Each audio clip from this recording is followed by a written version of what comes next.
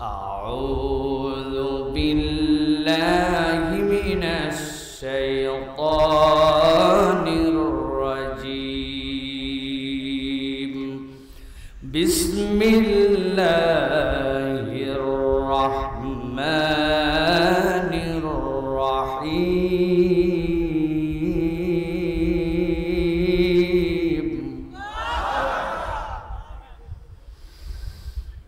ওয়ালা তাহসাবান্না আল্লাহা গাফিলান আম্মা ইয়া'মালু যালিমুন।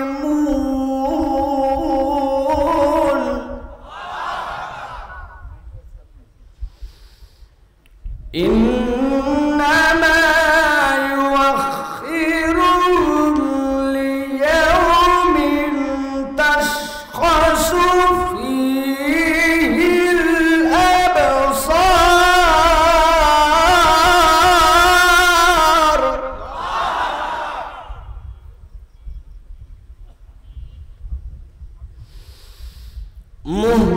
মুহতিঈনা মুকনিঈ রুউসিহিম লা ইয়ারতাদ্দু ইলাইহিম طرفهم وأفئدتهم هواء.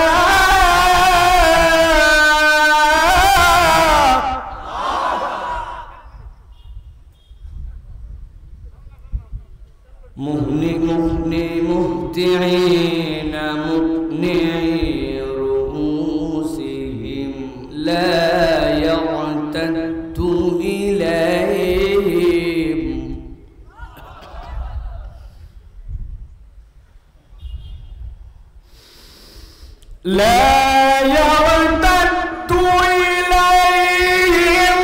طرفهم وأفئدتهم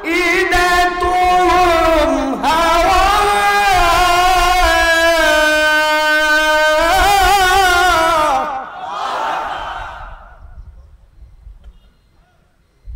وأفئدتهم هواء. وقال الله سبحانه وتعالى إن الله وملائكته يصلون على النبي يا أيها الذين آمنوا صلوا عليه وسلموا تسليما. প্রিয় ভাইরা, আপনারা কেমন আছেন ভাই? যেইসা গরম, ঘেমে ঘেমে আমরা হালকা বাতাস পাওয়ার পরেও শেষ, আর আপনারা যে নিচে কেমনে কষ্ট করে বসে আছেন, এটা কোরআনের নিরেট মোহাব্বত ছাড়া আসলে আসাও সম্ভব নয়, বসাও সম্ভব নয়, ঠিক কিনা? আমি বহু মাহফিলে বলেছি এর আগে যে বাংলাদেশে যেগুলা রাজনৈতিক সমাবেশ হতো, যারা 15 বছর ধরে বিভিন্ন কারণে রাজনৈতিক সমাবেশে লোক সমাগম দেখাতো, এরা প্রত্যেকটা প্রোগ্রামে নিজেদের পকেটের পয়সা খরচ করত, পাবলিকের পিছনে বাস ভাড়া দিত, মাঠের মধ্যে বিরিয়ানির প্যাকেট সাপ্লাই করত, নানান কিছু করার পরেও কখনো তাদের সাথে গণ সংযোগ বা স্বতঃস্ফূর্তভাবে মানুষকে ভর মাঠে পাওয়া যেত না। আর রাত 11টা হলে তো অসম্ভব ব্যাপার, মাইক আলাও চলে যেত, ঠিক কিনা? একমাত্র কোরআনের সাথে সম্পর্ক থাকার কারণে, কোরআনকে ভালোবাসার কারণে এই মানুষেরা কোরআনের মহব্বতে তখনও ছিল, এখনো আছে, ঠিক কিনা? অতএব প্রিয় ভাইরা, কোরআন থেকে মানুষকে বিচ্যুত করা, বিচ্ছিন্ন করা, কোরআনের পক্ষের মানুষকে কষ্ট দিয়ে কোরআন থেকে দূরে সরানো যাবে না। বরং যারা দূরে সরানোর চেষ্টা করেছে, করছে, করবে, যুগে যুগে ভেগেছে, ভাগবে তারা। একমত আপনারা? এরকম নয়, নতুন করে এরকম কথা বলতেছি এরকম নয়। বিগত 15 বছরেও আমরা যেখানেই গেছি আল্লাহর উপর তাওয়াক্কুল করে আমরা সৎ কথা বলার চেষ্টা করেছি। আমরা কোন দলের দলবাজি চাটুকরিতা আমরা করি নাই। এরকম ভাবেন না নতুন সাইফুল্লাহ এরকম করে কথা বলতেছে, এইভাবেই কথা বলছি আমরা। আজকে অনেকেই এই সাফল্য আসার পরে এটাকে কুক্ষিগত করার চেষ্টা করে। আমরা করেছি, আমরা করেছি। আমরা বলতে চাই, কেউ কেউ সামনে ছিলেন, আমরা কাউকে অস্বীকার করি না, তবে জেনে রাখবেন এই ময়দানটা যদি এমনি পড়ে থাকতো হয়তো ফসল উঠাতে পারি নাই, কিন্তু এই ময়দান যদি এমনি পড়ে থাকতো এখানে আগাছা হইতো, ওই আগাছায় আপনার ফসল আর আসতো না। আমরা ফসল না উঠাতে পারলেও ময়দানকে কখনো আগাছা যুক্ত হতে দেই নাই। অতএব দেশের আলেম ওলামা, বক্তা, মুফাসসির যারা মাঠে ময়দানে কথা বলেছেন তাদেরকে ছোট করে দেখলে আপনারা কখনো এদেশের মানুষের কাছে আপন হতে পারবেন না। ভালো করে মনে রাখবেন এইটা, কেননা হাফেজ, আলেম, খতিব, বক্তারা এই ময়দানে অনবরত কথা বলেই গেছে। হয়তোবা অত জোরে অত প্রকাশ্যে না বললেও আকারে ইঙ্গিতে কথা কিন্তু বন্ধ থাকে না, ঠিক কি না? অতএব প্রিয় ভাইয়েরা, আজকে আমরা কোরআন থেকে অল্প কিছু কথা শুনবো। আমার তবিয়ত রাত 12টা পার করে আমি ওয়াজ করি না, যেই দিনের ওয়াজ ওই দিনে শেষ করে দেই। ইংরেজি দেওয়া, ইংরেজি শেষ, সেই হিসাবে অল্প কিছু সময় আপনাদের কাছে কথা বলবো। তবে জেনে রাখবেন আল্লাহ রাব্বুল আলামিন যে কোরআন শোনার জন্য আপনাদেরকে এখানে আনলেন, এই কোরআন কোনো সাধারণ বিষয় নয়। বর্ণনা আল্লাহ রাব্বুল আলামিন চ্যালেঞ্জ দিয়েছেন কোরআনের পক্ষে যারা আর কোরআনের সাথে যারা, দুনিয়ার সবাই চেষ্টা করেও কোরআনের এক চুলো ক্ষতি করতে পারবে না। কোরআন ওয়ালাদেরকে আল্লাহ পরাজিত করার জন্য আনেন নাই, বিজয়ী বানানোর জন্য আনছেন, ঠিক না? আপনারা কি ভয় পান নাই? ভয় পান? কথা বলতে ভয় লাগে? আমাদের কোনো ভয় নাই, আমরা ভয় করি একমাত্র আল্লাহকে, ঠিক কি না? আমাদের রব দিল্লিতে নাই, আমাদের রব আমেরিকায় নাই, আমাদের রব আরশে আজিমে আছে, ঠিক কি না?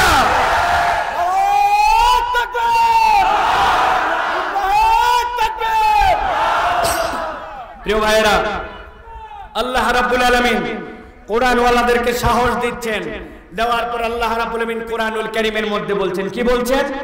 আল্লাহ রাব্বুল আলামিন বলছেন, দুনিয়ার মানুষ জেনে রাখো, ঠান্ডা মাথায় আল্লাহর বার্তাটা কিয়ামত পর্যন্ত মুখস্থ রাখো। রব্বুল আলামিন বলছেন, কুল্লা ইনজিতামাতিল ইনসু ওয়াল জিন্নু আলা আন ইয়াতু বিমিসলি হাযাল কুরআন লা ইয়াতুনা বিমিসলিহি ওয়ালাউ কানা বা'দুহুম লিবা'দিন যাহিরা। আল্লাহ রাব্বুল আলামিন বলছেন, এই দুনিয়ার মানুষ, তোমাদের কাছে বার্তাটা পরিষ্কার করে দিলাম। হে নবী, আপনি জানায় রাখেন, লাইন জিতামাতিল ইনসু ওয়াল জিন, দুনিয়ার সব মানুষ আর সব জিন যদি এক হয়ে যায়, রব্বুল আলামিন বলছেন, আলা আয়াতু বিমিসলি হাযাল কুরআন, তারা কোরআনের মতো কিছু নিয়ে আসবে, কোরআনের মতো একটা আয়াত, কোরআনের মতো একটা পংক্তি। আল্লাহ চ্যালেঞ্জ দিলেন, কিয়ামত হয়ে যাবে, কিন্তু আমি রব্বুল আলামিন গ্যারান্টার হলাম, দুনিয়ার সব জিন আর মানুষ এক হয়ে কোরআনের মতো কিছু আনতে পারবে না। এর মানে এই নয় যে কোরআনুল কারীমের মধ্যে যে আয়াত আছে, যে সূরা আছে, এরকম সূরার এরকম আয়াত বোধহয় আনতে পারবে না, এইটা মিনিং নয়। এর মানে হচ্ছে আল্লাহ রাব্বুল আলামিন বুঝাচ্ছেন, আমি আল্লাহ রাব্বুল আলামিন মানুষের স্রষ্টা, আমি আল্লাহ জিনের স্রষ্টা।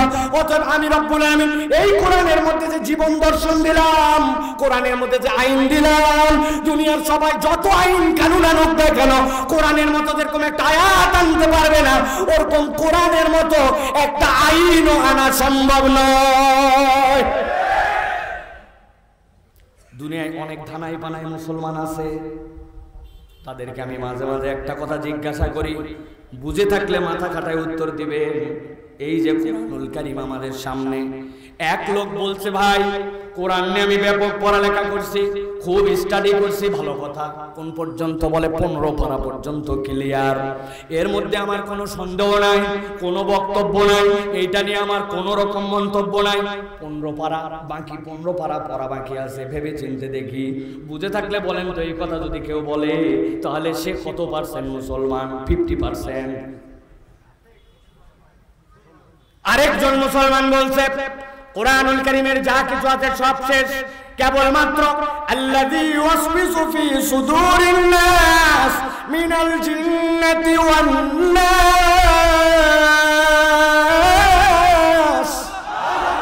এই দুই আয়াতে আয়াতের ব্যাপারে আমার একটু কথা আছে, 99.99% এর ব্যাপারে কোনো কথা নাই। তাহলে যেই ব্যক্তি দুইটা আয়াত এখনো চিন্তা করে ক্লিয়ার হয় না, সব ক্লিয়ার, কেবল এই দুই আয়াত যদি সে না মানে তাহলে সে 99% মুসলমান। কত পার্সেন্ট? 0% মুসলমান। এই জন্য আল্লাহ রাব্বুল আমিন বলছেন, আল্লাহর বিধান নিয়ে ধানাই পানাই করো না, চালাকি করো না।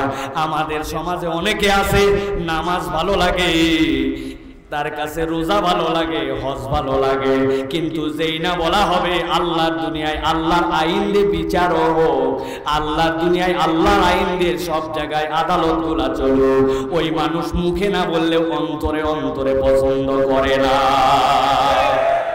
আছে এরকম লোক? আছে? ভালো করে বুঝে বলেন আছে কিনা? ওই লোকগুলাই আমাদেরকে বলতো, আমাদের কানে কানে ফুসলাতো, মাহফিলের আগে কথা বলতো, মাহফিলতে যাওয়ার পরে কথা বলতো, এলাকার আয়োজকদেরকে জ্বালাতো। তারা বলতো নামাজ রোজা হজ যাকাতের কথা চলবে, কিন্তু কোরআনের বিধানের কথা বললে তাদের সহ্য হয় না। ঠিক না? আমার আল্লাহ রাব্বুল আমিন তাদের জন্য বলছেন, লা ইয়াতুনা বিমিসলিহি ওয়ালাউ কানা বা'দুম লিবাদিন যাহিরা।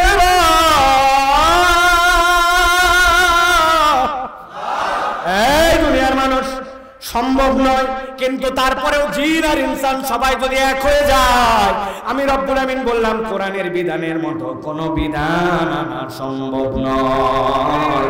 এই জন্য আমরা যারা শুনতে আসছি আজকে ওই কোরআন থেকে কথা, এটা যেমন তেমন মাহফিল নয় আর যেমন তেমন আলোচনা নয়। ঠিক না? যেমন তেমন মাহফিল নয়। আসলাম, শুনলাম, যাওয়ার পরে গল্প করলাম, বাপ রে বাপ, দুটা বক্তা ছিল, দুটাই ফাটায় ফেলছে। লোকজন জিজ্ঞাসা করছে কি ফাটালো? বলছে তা বলতে পারবো না, আমি এইরকম ওয়াজ করিও না, এরকম ওয়াজ জানিও না। এই জন্য যতটুকু বলবো মনে করেছি এইটুকু আপনাদেরকে শুনে চলে যেতে হবে। বেশি সময় বলবো না, অল্প সময়, কিন্তু নির্ধারিত বিষয়ে নির্ধারিত প্রসঙ্গে আপনাদের কাছে কথা বলবো। আর বলবো, সব কাতারে নিজের নাম রাখেন, কিন্তু দুইটা কাতারে রাখেন না। একটা হচ্ছে মুশরিক, আরেকটা হচ্ছে জালেম। কয় কাতার? আওয়ামী লীগ করেন, আওয়ামী লীগ আপাতত করার সুযোগ নেই। ঠিক না ভাই? এটা আমাদের বক্তব্য না, এটা শুনলাম উপদেষ্টারা বলছে। আমরা আওয়ামী লীগ বিএনপি কিছুই করি না, কোনো কালেই করি না। আমাদের আল্লাহ দল, কোরআনের পক্ষে কথা বলবো জীবন আছে যতক্ষণ।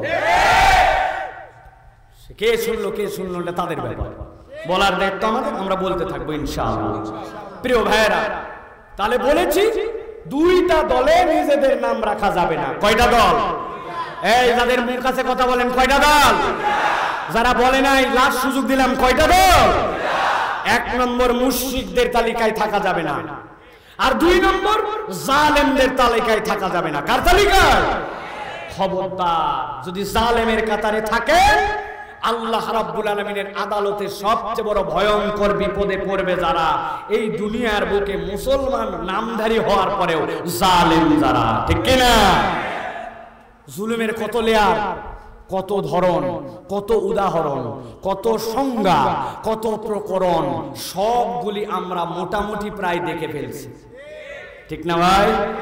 যদি ভালো না লাগে হাসপাতাল ভিজিট করতে যাবেন, যাওয়ার পরে দেখবেন এক একটা মানুষকে ছররা গুলি মেরে, এক একটা মানুষকে গুলি করে, চোখ নাই, কান নাই, মেরুদণ্ডের হাড্ডির মধ্যে বেঁধে আছে গুলি। মানুষ যে কতভাবে নির্যাতিত হয়েছে, তারপরেও তারা বলতেছিল কই আমরা তো গুলি করি নাই। শুনছেন না আপনারা? ভাই এগুলো কি? এগুলো জুলুম। কি বলেন? জুলুম। এই জুলুম সাংঘাতিক। আল্লাহ রাব্বুল আলামিন জালেমদেরকে পছন্দ করেন না। আমি একটা আয়াতে কারিমা বলে মূল আলোচনার মধ্যে ঢুকবো, ঢোকার পরে 40 মিনিটে ফিনিশিং করে দেব ইনশাআল্লাহ। আল্লাহ রাব্বুল আলামিন বলছেন, খেয়াল করেন, ওয়ালা তাহসাবান্নাল্লাহা গাফিলান আম্মা ইয়ামালুজ জালিমুন। আল্লাহ বলছেন, ও আমার হাবিব, ভালো করে আপনার উম্মতকে জানায় রাখেন, আল্লাহ রাব্বুল আলামিনের জন্য নুনের উপরে তাগিদ লাগে না। আল্লাহর জন্য সকিলা লাগে না, কিন্তু আল্লাহ বলছেন ওয়ালা তাহসাবান্নাল্লাহা গাফিলান আম্মা ইয়ামালুজ জালিমুন। আপনার আল্লাহ জালেমদের ব্যাপারে কখনোই গাফেল নন। দুনিয়াতে আমরা দেখতে পাই অনেক সময়, হুজুর আপনি বলতেছেন রব্বুল আলামিন গাফেল নন, কিন্তু আমি জুলুমের পরে জুলুম দেখে গেলাম, অত্যাচারের পরে অত্যাচার দেখে গেলাম, মানুষকে নির্যাতন করলাম, কই আমি তো প্রতিকার দেখলাম না, এক জীবনে আমি খুঁজে পেলাম না। ও ভাই, আমি আপনাকে বলতে চাই, আপনার দৃষ্টিভঙ্গির প্রশস্ততা কেবলমাত্র একটা প্রাচীর পর্যন্ত অনেক সময় যে থেমে যায়।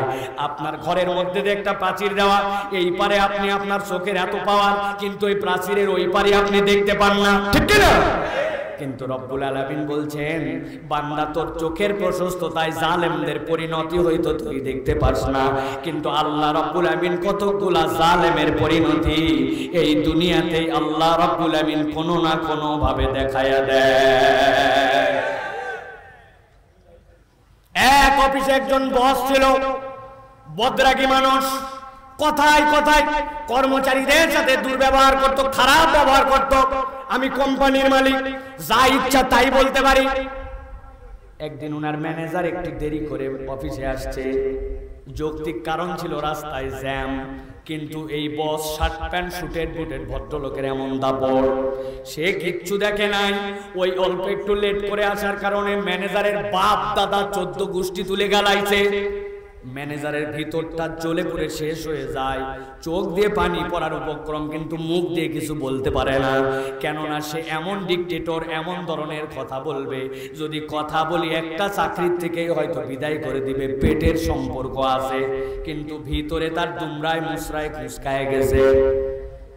এই ম্যানেজারের এখন রাগ, এই রাগ কোথায় দেখাবে, কোন জায়গায় যায় ফলাবে? আল্লাহর কি কাজ, তার অধীনস্থ যে কর্মচারী, ওই কর্মচারী কোনো একটা কাজে ভুল করছে, আর যাবে কোথায়? এর আগে মালিক তার সাথে যে দুর্ব্যবহার করছে, বাপ দাদা 14 গোষ্ঠী তোলে, ওই ম্যানেজারের অধীনস্থ যে ছিল তারে দিছে উচ্চামতো গাল। কর্মচারী চিন্তা করছে অনেক দিনে ভুল ভ্রান্তি করি, কিন্তু আজকে ম্যানেজার এত দুর্ব্যবহার করলো অল্প একটু ভুলের কারণে, ব্যাপার কি? কিন্তু বেচারির কিচ্ছু বলার নাই, বললে ম্যানেজার তাকে চাকরির থেকে বিদায় করে দিতে পারে। ভিতরে জ্বলে পুড়ে গেছে, কিন্তু বলতে পারে নাই। কোথায় বলবে এই কথা? কার কাছেই রাগটা তার উদ্ঘাটন করে দিবে?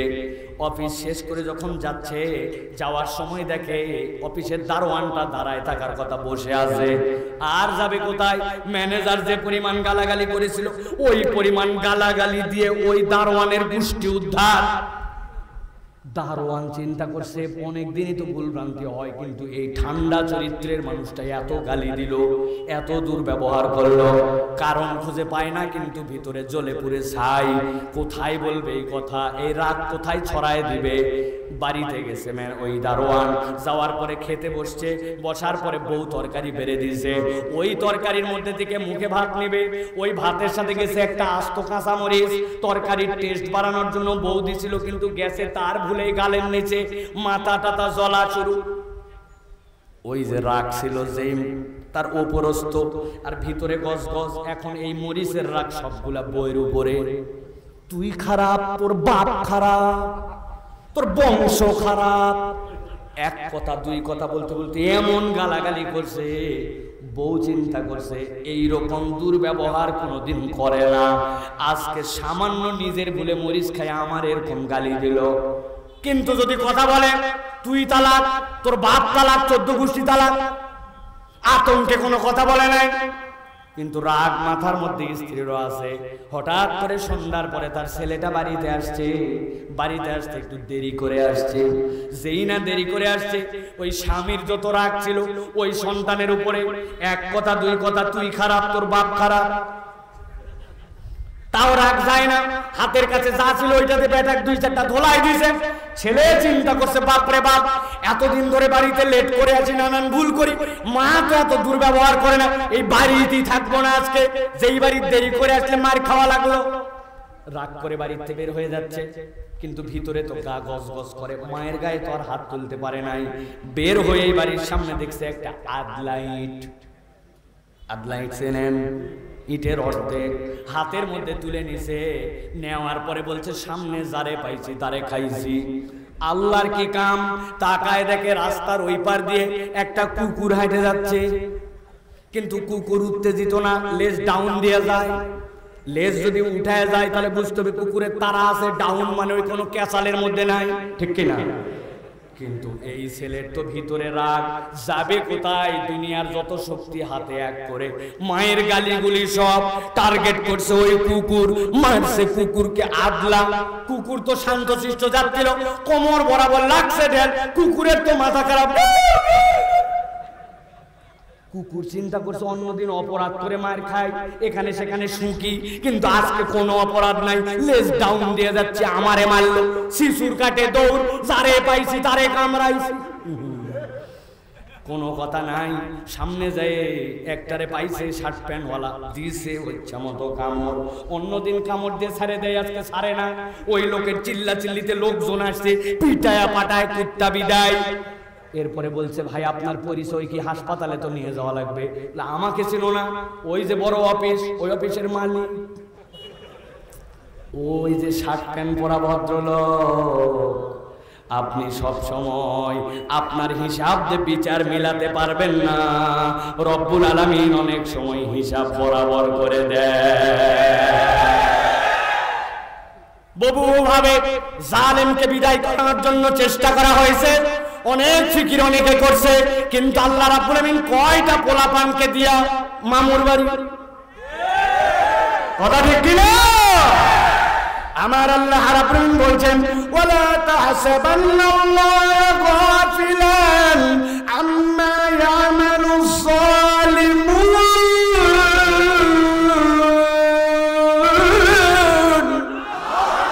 এই দুনিয়ার মানুষ, তোমার রবকে তুমি কখনো গাফেল মনে করো না, তোমার আল্লাহ হিসাব রাখে। তবে এটাও জেনে রাখো দুনিয়ায় হয়তো বিচার নাও হইতে পারে, ঠিক না? দুনিয়ায় কেমনে বিচার হবে, কিভাবে সম্ভব? বলবেন হুজুর এটা কেমনে? আল্লাহর একটা নাম হচ্ছে আদেল। কি নাম? সবাইকে বলতে হবে, কি নাম? একটা লোক হুকুম দিল, দেওয়ার পরে 10টা মানুষকে হত্যা করে ফেললো। 3টা মানুষকে মারলো, কিছুই মারলো না, 2টা মানুষকে কথার কথা মারলো। এখন ওর ধরার পরে বিচার, পিটিশন, আদালত সব দিয়ে ফাঁসি রায় হলো। আমার মারছে চাচাকে, উনার মারছে খালুকে। আদালতে যাওয়ার পরে আমি খবর পাইছি আমার চাচা মারার জন্য এই লোকের রাত 12টা 1 মিনিটে ফাঁসি। খুশিতে বাকবাকম আমি নাই, বিচার পেয়ে গেছি। খবর পাওয়ার পরে ও বলতেছে আপনার চাচা মারছে, ন্যায় বিচার পালেন, ওর ফাঁসি হবে, কিন্তু আমার খালু মারছিল, তার বিচার কি হবে? আদালতে গেছে, কোন রকম কৌশলে যাওয়া কঠিন। বিচারককে যদি বলে বিচারক আপনি রায় দেওয়ার পরে, উনি বলছেন ওনার চাচার হত্যার বিচার পাইছে, আমার খালুর বিচার করা লাগবে। বুঝে থাকলে মাথা কাটায় বলেন, ওই যে পিছনে সবুজ গেঞ্জি দাঁড়ায় আছেন আপনারা সহ, যদি বিচারককে বলে চাচা হত্যার বিচার পাইছে, খালু হত্যার বিচার করা লাগবে, এক মৃত্যুদণ্ডপ্রাপ্ত আসামিকে কি 2 বার ফাঁসি দেওয়ার সুযোগ আছে? কথা বলতে হবে, আছে? আমার আল্লাহ রাব্বুল আলামিন বলছেন, ও দুনিয়ার মানুষ ভালো করে শুনে রাখো, আল্লাহ রাব্বুল আলামিনের আদালতে কিন্তু জালেমদের একটা বিচার আছে। কি বিচার? আল্লাহ রাব্বুল আলামিন বলেন ইন্নামা ইউখিরুহুম লিয়াউমিন তাশখাসু ফিল আবসার। আমার আল্লাহ রাব্বুল আলামিন বলছেন ওই আল্লাহর দুনিয়ায় যারা জুলুম করে আসবে, রব্বুল আলামিনের কাছে আসার পরে রব তাদের চোখগুলোকে বিস্ফোরিত করে দিবেন। চোখগুলো এমন ভাবে আল্লাহর সামনে উঠবে, হাসরের ময়দানে সব মানুষ দেখে চিনে ফেলবে আল্লাহর আদালতে জুলুম করার কারণে এই ব্যক্তিরা ধরা খেয়ে গেছে। রব্বুল আলামিন বলছেন এইটুকুই শেষ নয়, ওই মানুষগুলো যখন চোখ বিস্ফোরিত হয়ে থাকবে, আল্লাহ বলছেন তাদের জন্য আরেকটা শাস্তি থাকবে। আল্লাহ বলছেন মুতিনা মুকমিরুসিম লা ইয়ারতাদু ইলাইহিম তারফুম ওয়া আফিদাতুম হাওয়া। আমার আল্লাহ রাব্বুল আলামিন বলছেন ওই মানুষগুলোকে নিয়ে আসার পরে মুতিনা মুকনি রুসিম, একটা ফেরেশতা আসবে, ঘাড়ের মধ্যে এরকম করে বাড়ি দিবে, মাথাটা সাথে সাথে এরকম করে ফিক্সড হয়ে যাবে।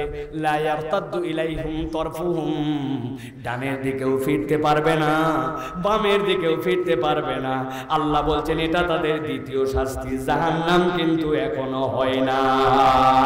এরপরে আল্লাহ বলছেন ওয়া আফইদাতুহুম হাওয়া, সবচেয়ে বড় তাদের শাস্তি হবে তাদের অন্তরকে আল্লাহ রাব্বুল আলামিন ওই দিন হতাশ বানায়া দিবে। নাউযুবিল্লাহ। অনেক তরুণেরা, অনেক যুবকেরা চিন্তা করছে সকাল সন্ধ্যায় তো আমরা হতাশ হই, ওই দিন জুল জালেমদেরকে হতাশ বানায় এমন কি সমস্যা, তাই না? ওই যে একজনের সাথে যারা আপনার খাতি, উনি যদি একদিন ফোন না ধরে এত মাথায় খারাপ, ঠিক না ভাই? আসে না আপনাদের অনেকে, আহা এত ভালো এলাকা এটা ভাই, ভালো করে বোঝেন। ওয়াফিদাতুম হাওয়া মানে কি? অন্তরের মধ্যে রব্বুল আমিন ওই দিন হতাশা ঢুকাই দিবেন। এর মানে কি? মুফাসসিররা ব্যাখ্যা করছেন কিয়ামতের ময়দানে আল্লাহ রাব্বুল আলামিন যখন হাসরের ময়দান কায়েম করে দিবেন, আল্লাহ রাব্বুল আলামিনের বান্দাগণ আদম আলাইহিস সালাম থেকে ঘুরতে ঘুরতে ঈসা আলাইহিস সালাম পর্যন্ত আসবেন, কিন্তু কেউ আল্লাহর সামনে দাঁড়ানোর সাহস করবেন না।